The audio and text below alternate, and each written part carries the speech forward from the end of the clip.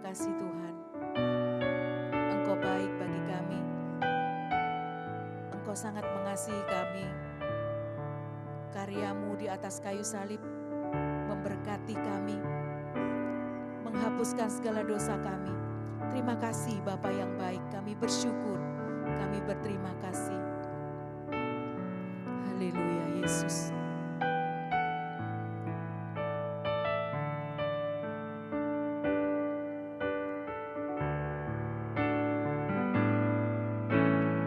Kasih yang terindah,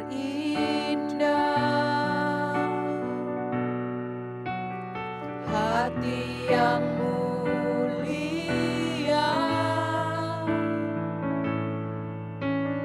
hanya ku temukan di dalam-Mu, Yesusku. Pujian dari hatiku, selalu di setiap waktuku,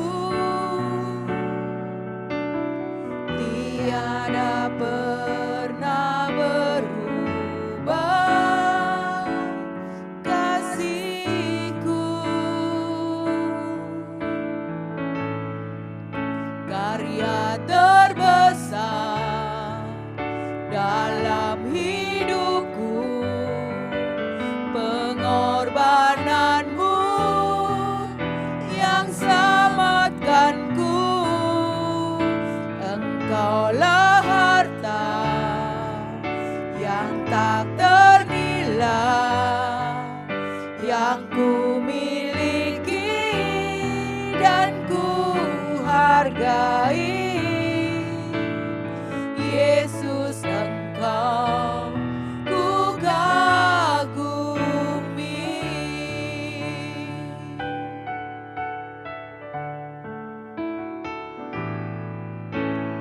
Kasih yang terindah,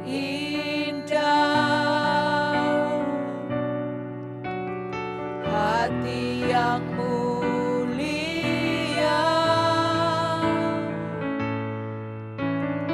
hanya ku temukan di dalam-Mu,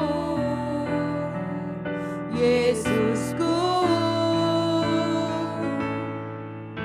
Pujian dari hatiku, selalu di setiap waktuku, tiada pernah berubah kasih-Ku. Karya terbesar dalam hidupku, pengorbanan-Mu yang selamatkanku.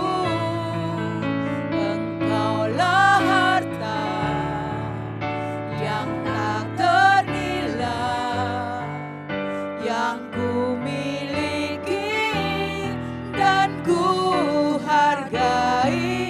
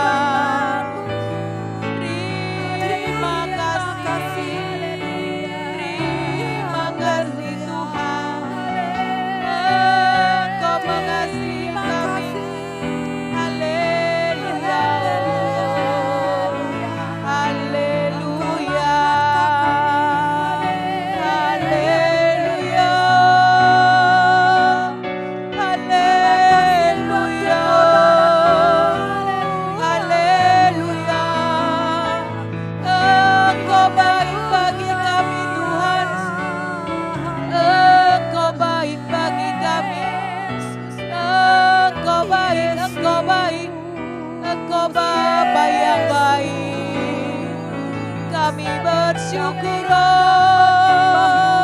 Kirabara la la la bo.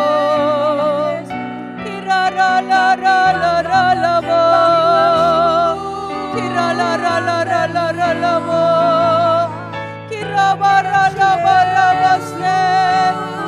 Kirabara la bara basne. Kirara la la bo. Kirara la la la bo. Kirabara la bara basne. Kirabara la bara basne. Engkau mengasihi kami Tuhan. Engkau mengasihi kami. Kami bersyukur. Terima kasih Tuhan. Terima kasih Yesus. Engkau baik, Engkau baik. Oh, kami bersyukur. Haleluya, haleluya. Terima kasih Tuhan. Terima kasih oh. Haleluya. Terima kasih Tuhan. Yesus. Karya terbesar dalam hidupku, pengorbananmu yang selamatkanku. Engkaulah harta yang tak ternilai, yang ku miliki dan ku hargai. Yesus, Engkau ku kagumi. Yesus, Engkau ku kagumi. Yesus, Engkau ku kagumi.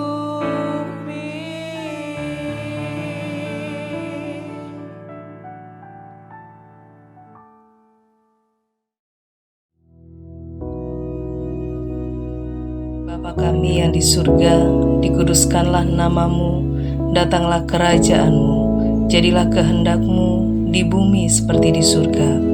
Berikanlah kami pada hari ini makanan kami yang secukupnya, dan ampunilah kami akan kesalahan kami, seperti kami juga mengampuni orang yang bersalah kepada kami. Dan janganlah membawa kami ke dalam pencobaan, tetapi lepaskanlah kami daripada yang jahat. Karena Engkaulah yang empunya kerajaan dan kuasa dan kemuliaan sampai selama-lamanya. Amin.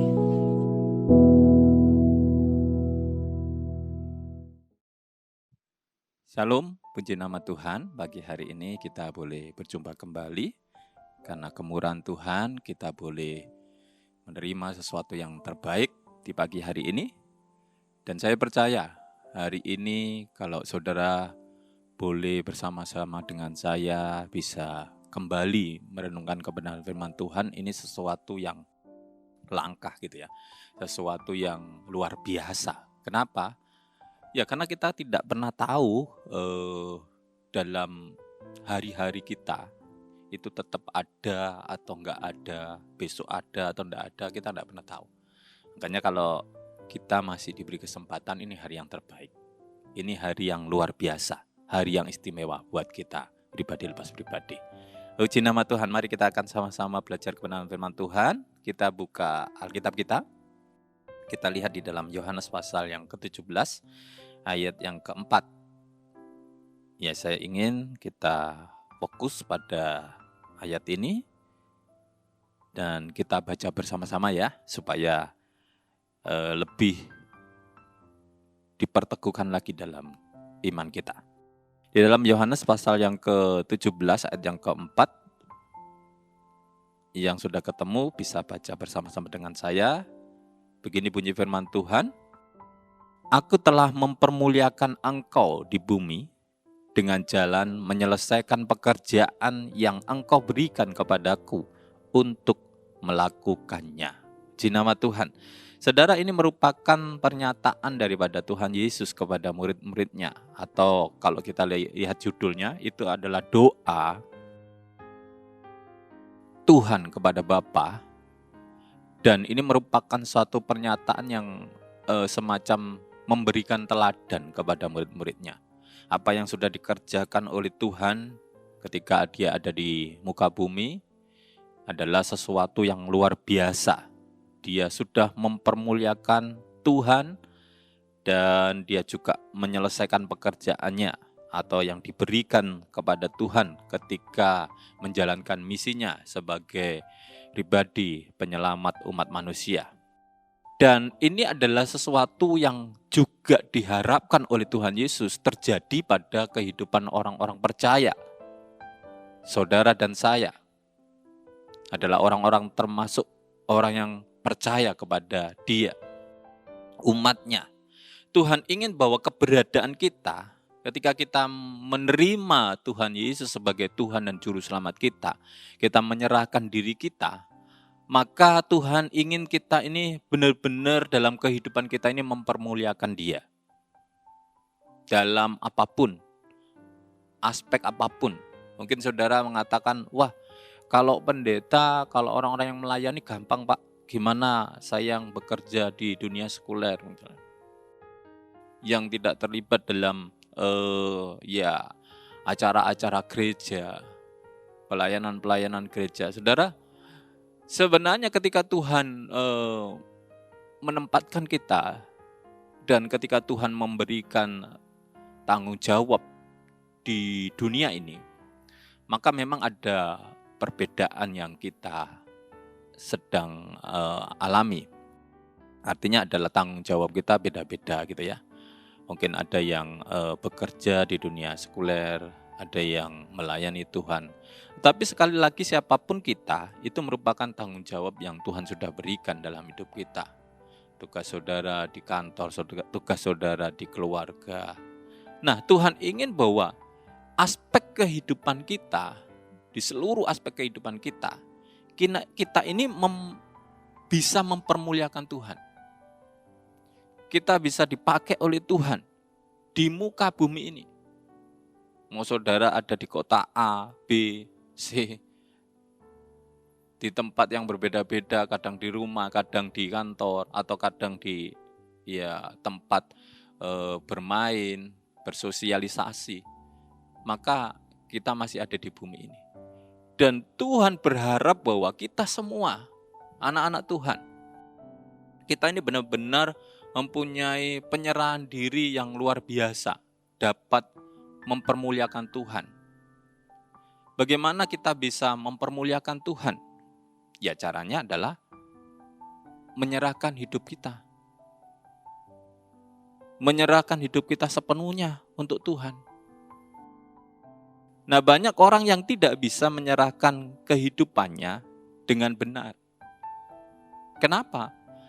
Karena banyak dari kita yang hanya mungkin mempunyai pengertian, penyerahan diri kita kepada Tuhan itu hanya sebagian. Sehingga ada banyak hal-hal yang kita kerjakan, ada banyak hal-hal yang kita lakukan sebagai bentuk tanggung jawab kita di muka bumi ini, itu yang justru sebaliknya. Tidak membawa pada kemuliaan nama Tuhan, tapi justru sebaliknya. Nah, kenapa? Karena kita seringkali menyerahkan diri kita kepada Tuhan, meresponi apa yang Tuhan ingin Tuhan kerjakan dalam kehidupan kita, itu dengan sesuatu yang gak tepat.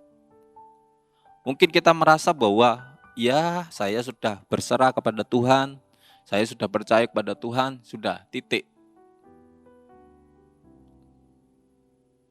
Cukup percaya saja, cukup sudah menerima Tuhan sebagai Tuhan dan Juru Selamat dan tidak melakukan apa-apa. Ada banyak model-model orang percaya yang seperti ini. Ya sebenarnya ini bukan orang percaya ya, atau pengikut-pengikut Tuhan yang model begini. Atau maaf, mungkin lebih agak kasar ya. Ya KTP-nya saja yang tertulis agama Kristen gitu ya. Kalau saudara hanya bangga sebagai orang yang punya identitas, sebagai orang yang sudah dibaptis atau Kristen, maka itu kurang, itu belum lengkap.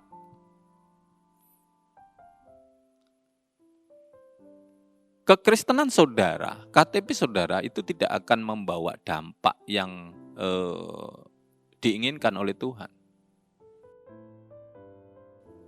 Kalaupun ada kecil. Banyak orang berpikir bahwa, wah yang penting saya Kristen. Nanti ke depannya ya sudahlah. Mungkin sama dengan orang-orang yang di luar Kristen. Cara berpikir yang seperti ini yang justru keliru. Makanya banyak sekali orang-orang Kristen yang justru jadi batu sandungan. Orang-orang Kristen yang justru tidak jadi berkat. Keluarga-keluarga Kristen yang ya jadi perbincangan banyak orang. Mengapa? Karena hidupnya tidak mempermuliakan Tuhan. Ketika kita masih diberikan kesempatan kepada Tuhan untuk ada di dunia ini, ada hal yang Tuhan inginkan. Dan Tuhan sudah memberikan contoh. Bagaimana keberadaan Tuhan Yesus ketika dia ada di dunia ini. Dia memberikan contoh kehadirannya. Apa yang dikerjakannya. Semuanya membawa dampak yang luar biasa. Dan nama Allah dipermuliakan. Nama Bapaknya dipermuliakan. Tidak peduli ketemu dengan orang yang seiman maupun yang tidak seiman. Sebangsanya atau bukan sebangsanya. Coba kalau saudara teliti, renungkan apa yang dilakukan oleh Tuhan Yesus. Ketemu perempuan Samaria, dia juga menjadi berkat. Harapan Tuhan adalah kita pun juga seperti itu. Siapapun saudara.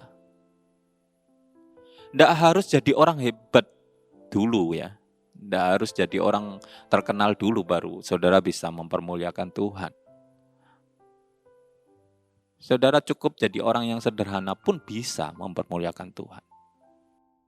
Tidak perlu embel-embel yang ya mungkin di depan nama kita ada gelar dan sebagainya. Ada banyak contoh dalam Alkitab, tokoh-tokoh yang sederhana, tapi hidupnya mempermuliakan Tuhan. Hidupnya jadi berkat. Saudara yang dikasihi Tuhan, hari pagi hari ini menjadi perenungan kita, bagaimana penyerahan diri kita kepada Tuhan selama ini. Apakah kita benar-benar seperti harapan Tuhan yang Tuhan katakan sudah mempermuliakan nama Tuhan di muka bumi ini? Bagaimana hidup saudara di keluarga saudara? Kalau saudara sebagai imam, sebagai bapak, bagaimana engkau menjadi pemimpin keluargamu? Apakah hidupmu sudah mempermuliakan nama Tuhan? Jadi contoh bagi keluargamu.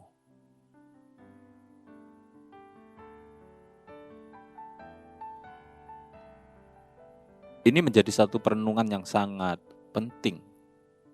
Bagaimana kehidupanmu ketika saudara di luar rumah? Bagaimana pelayanan saudara? Apa benar-benar mempermuliakan Tuhan? Ini yang perlu menjadi perenungan. Dan ini sangat diperhatikan oleh Tuhan. Kenapa? Karena memang itu masuk dalam tujuan Tuhan menempatkan kita di mana kita berada ini untuk boleh menjadi berkat. Penyerahan yang benar bukanlah sekedar penyerahan hidup lahiriah. Jadi kalau saudara hanya menyerahkan diri saudara menerima Tuhan secara lahiriah aja, maka itu kurang lengkap.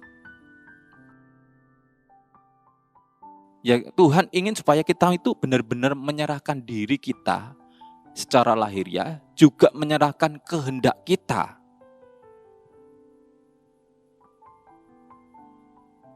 Nah ini yang sulit.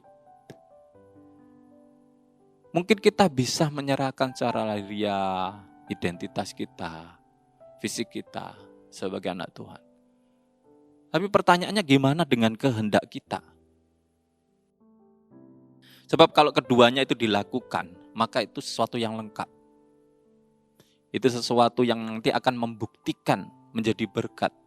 Orang juga perlu melihat tampilan kita. Ketika kita menjadi orang yang mengasihi orang, jelas orang yang dikasih itu juga melihat figur. Penampakan diri ini penting, tapi ada juga hal yang benar-benar menjadi tujuan yang lebih penting, yaitu kehendak kita. Banyak orang jatuh dalam penyerahan diri kepada Tuhan ini dalam masalah penyerahan kehendak. Kenapa? Yang perlu saudara ingat adalah kita ini manusia. Manusia itu bukan robot, punya kehendak, punya perasaan. Lah banyak dari kehendak kita ini yang sering bertentangan dengan Tuhan. Itulah yang menyebabkan kehendak Tuhan itu tidak terjadi. Keinginan Tuhan itu tidak kita kerjakan. Justru yang kita kerjakan adalah daging kita, keinginan kita. Contoh misalnya, Tuhan ingin kita setia beribadah. Tapi kehendak kita seringkali bertolak. Coba saja saudara renungkan. Ada banyak hal-hal yang Tuhan ingin A, saudara justru ingin B. Atau saudara ke C dan sebagainya. Kehendak Tuhan justru saudara tolak. Padahal kita tahu bahwa apa yang menjadi kehendak Tuhan itu adalah sesuatu yang luar biasa baik. Pasti berdampak baik juga dalam kehidupan kita. Karena Tuhan itu adalah Tuhan yang sempurna. Nah untuk itu, saudara, ini yang perlu saudara perhatikan. Ketika saudara menyerahkan diri saudara kepada Tuhan, itu harus benar-benar bersamaan dengan kehendak saudara. Yang kedua, kondisi lingkungan sekitar kita. Ini juga menjadi dampak. Bagaimana kita bergaul, bagaimana kita bertemu dengan pribadi-pribadi di luar sana. Tidak semua orang yang saudara temui adalah orang-orang yang melakukan kehendak Tuhan. Ada banyak model-model orang yang atau pribadi-pribadi yang saudara jumpai. Yang kadangkala ide mereka, masukan mereka, itu justru bertentangan dengan kehendak Tuhan. Nah tinggal saudara yang memutuskan. Nah ini yang seringkali juga menjadi persoalan. Bisa karena sungkan, bisa karena ya sudahlah cuma ikut-ikutan aja kok. Tapi hati saya enggak. Kadang-kala kan seperti itu. Akhirnya apa yang terjadi? Kita tidak mempermuliakan Tuhan. Banyak orang-orang Kristen, anak-anak Tuhan yang justru mendukakan hati Tuhan. Ada firman Tuhan yang mengatakan demikian di dalam Matius pasal yang ke-16 ayat 24. Kalau saudara buka Alkitab saudara, berbunyi demikian. Lalu Yesus berkata kepada murid-muridnya, setiap orang yang mau mengikut aku, ia harus menyangkal diri, memikul salibnya dan mengikut aku. Saudara perhatikan apa yang dikatakan Tuhan. Sebenarnya Tuhan itu sudah memberikan peringatan. Tuhan sudah memberikan semacam cara bagaimana kita bisa berserah kepada Tuhan. Memberikan, menyerahkan kehendak kita kepada Tuhan dengan baik. Yaitu dengan cara menyangkal diri. Memikul salib. Orang yang bisa menyangkal dirinya, memikul salibnya, maka dia akan lebih mudah untuk mengikut Tuhan. Saudara, ada banyak orang yang seringkali tidak bisa menyangkal dirinya. Mereka mungkin dengan bangganya mengatakan, aku ya seperti ini, gak bisa diubah.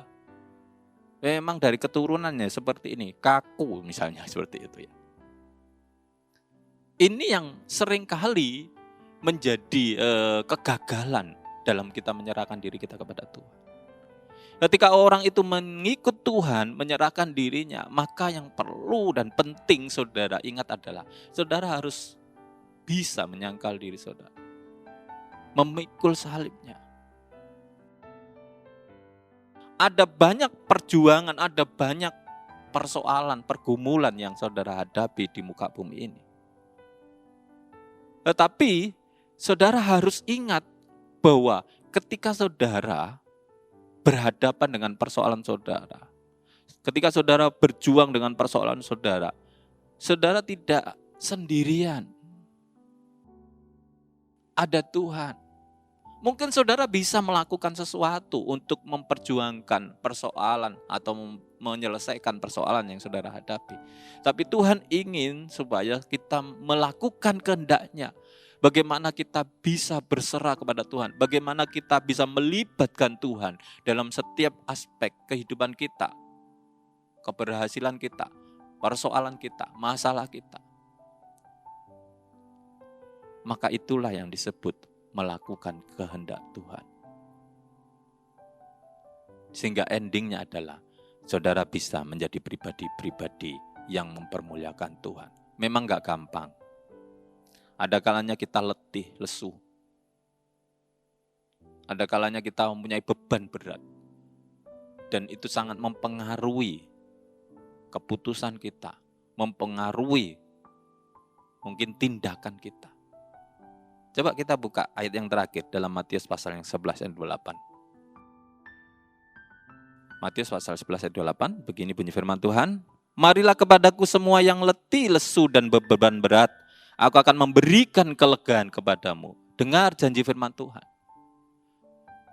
Apapun kondisi saudara, mungkin itu bisa menjadi alasan untuk saudara sulit melakukan kehendak Tuhan. Tapi sekali lagi Tuhan memberikan janji. Mari. Tuhan mengajak saudara saat ini. Yang letih, lesu, beban berat. Dia akan memberikan kelegaan. Saudara enggak sendiri.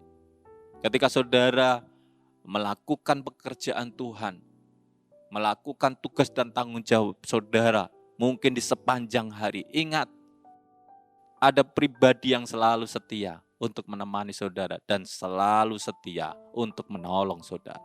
Saudara tidak sendirian. Yang pasti, kalau saudara meminta Tuhan untuk memimpin hidup saudara, untuk hadir dalam kehidupan saudara, maka saudara akan menjadi pemenang. Saudara akan mempermuliakan nama Tuhan. Saudara akan menyelesaikan tanggung jawab saudara. Sehingga nama Tuhan boleh dipermuliakan. Amin saudara. Puji nama Tuhan. Mari kita sama-sama berdoa. Terima kasih Tuhan, terima kasih. Biarlah kebenaran firman-Mu Tuhan merupakan nasihat untuk kami sebagai umat-Mu. Sebagai anak-anak-Mu Tuhan, biar kami boleh menyerahkan diri kami sepenuhnya Tuhan. Dan kami boleh berserah kepada Engkau. Kami boleh memberikan kehendak kami kepada Engkau. Sehingga Engkau Tuhan yang mengendalikan semuanya Tuhan. Engkau yang menolong kami, membantu kami untuk mampu melakukan tugas dan tanggung jawab yang Tuhan berikan dalam kehidupan kami. Sehingga kami boleh tampil sebagai pribadi-pribadi yang mempermuliakan nama Tuhan. Terima kasih Tuhan. Engkau memberkati setiap umat-Mu yang saat ini boleh mendengar kebenaran firman-Mu. Di dalam nama Tuhan Yesus, mereka akan boleh menjadi alat-alat kemuliaan-Mu. Terima kasih Tuhan. Dalam nama Tuhan Yesus, kami mengucap syukur. Haleluya. Amin. Selamat pagi, Tuhan Yesus memberkati.